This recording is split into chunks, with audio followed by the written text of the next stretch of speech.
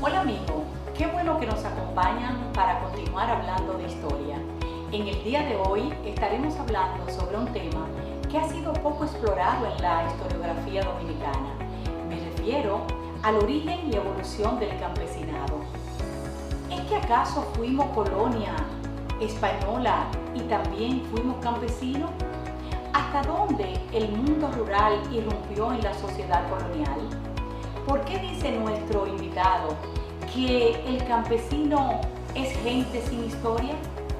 Esto y mucho más lo descubriremos hablando con nuestro invitado de hoy, el historiador Raimundo González.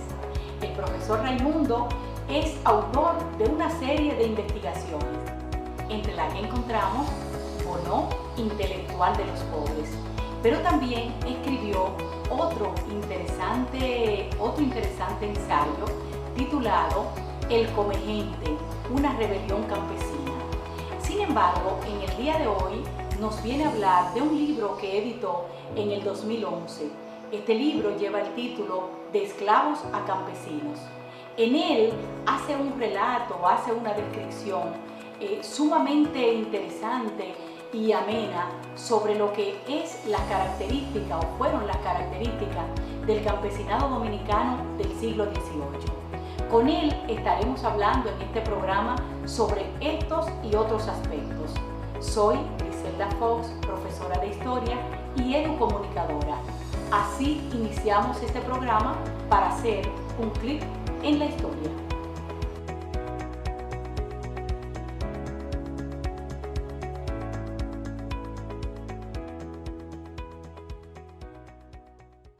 Hola profesor, bienvenido a esta entrevista. Para nosotros es un gusto tenerlo por acá. De verdad, gracias. Muchísimas gracias a ti, Griselda, por el honor de compartir esta entrevista conmigo, y yo te lo agradezco porque me gusta conversar y tener siempre algún tema de historia de qué hablar, ¿no? Gracias. En su libro De esclavos a campesinos, usted tiene una serie de informaciones que nos gustaría pasar a usted a describírnosla, pero yo voy a empezar con una pregunta para abrir el diálogo. ¿Es que realmente nosotros fuimos esclavos en algún momento? Por supuesto. La sociedad colonial se estructura como una sociedad esclavista, primero de los indígenas y luego conjuntamente de indígenas que ya venían declinando en su número en población, porque era una población relativamente pequeña, y luego con los esclavos que se trajeron directamente del África. Una parte pasaba por Europa y eran los ladinos, pero otra parte vino directamente del África y le llamaban bozales. O sea que sí fuimos esclavos, el pueblo dominicano tiene una raíz del trabajo, de los trabajadores que eran trabajadores esclavos, es la base. ¿Y cómo estaba estructurada la sociedad colonial de ese momento? Bueno, la colonia en su origen lo que hace es desplazar a la sociedad indígena que tenía su estructura propia, pero nada de esto se utilizó como parte del nuevo gobierno. No, se trajo una forma de gobierno directamente importada de lo que eran las costumbres, la forma de gobierno que existían en Europa. Entonces, en este momento era una sociedad, digamos, estamental, pero que también conocía la esclavitud. Ya la esclavitud estaba extendida por Europa, y aquí, sin embargo, en las colonias que se fundan en América, se va a extender el sistema esclavista bajo nuevas formas, una forma quizá más parecida a la esclavitud antigua, donde había ya grandes extensiones de haciendas, plantaciones, etcétera. Esto es la plantación moderna. Va a estar entonces donde se van a utilizar sobre todo indígenas primero por la encomienda, pero la encomienda en realidad fue desde el principio tenía un contenido esclavista.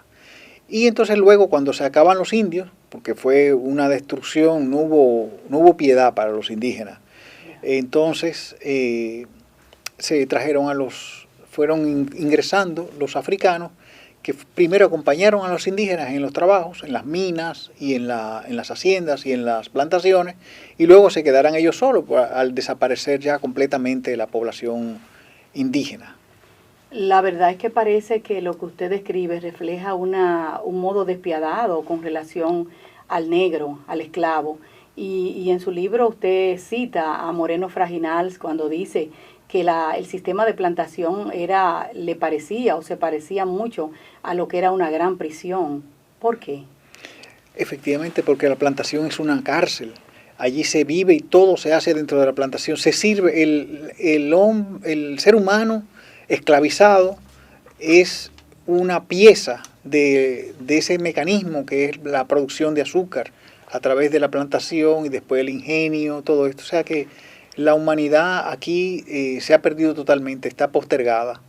No, el esclavo es una persona que ha sido despojada por la violencia de su persona como tal.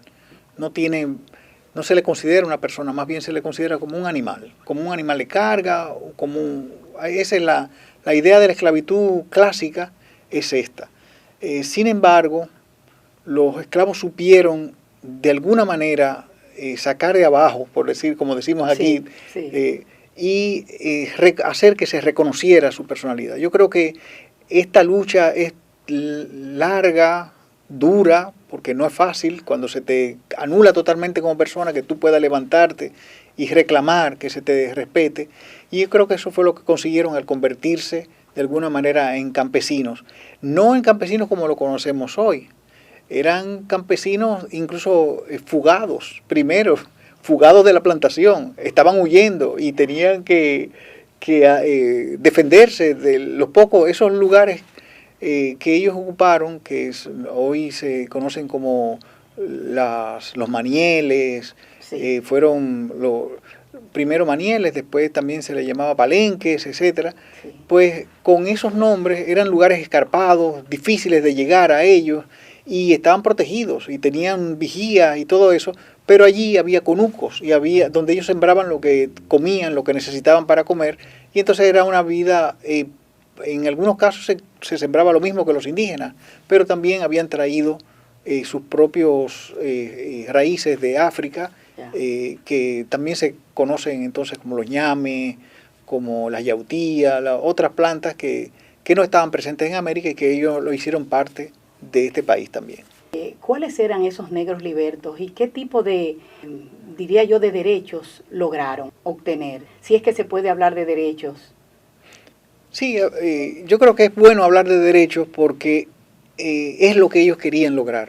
El derecho a ser reconocido como personas. Yo creo que sí, aunque hablaba, ese es el lenguaje también del sistema, del sistema social imperante de la esclavitud, que les negaba los derechos, pero en ese marco también ellos tenían que luchar y yo creo que sí, que hay que hablar de derechos, por una parte, y también que estos libertos, bueno, es dentro de ese marco jurídico que surge el liberto, pero digamos que antes que el liberto legal está el liberto de hecho, el liberto fáctico, el que ha huido, que ha conseguido huir de la esclavitud, que se ha convertido en cimarrón. Entonces, claro, el cimarrón siempre pende sobre él el castigo, si lo atrapan, vuelve a la reinserción a la esclavitud, a volver a ser esclavo.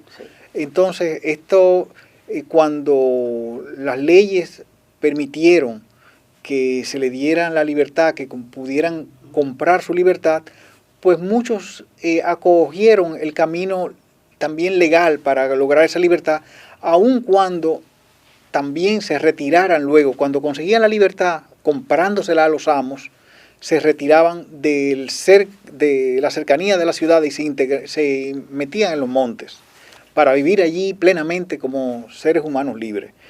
Bueno, profesor, muy bien ponderado este tema. Yo pienso que tenemos tareas pendientes, los estudiosos de la historia, de la historiografía nacional, y darle las gracias a usted por haber venido aquí a nuestro programa Matices de la Historia.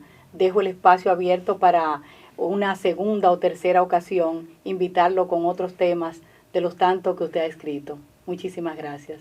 Gracias a ti de nuevo, Griselda, y siempre a la orden.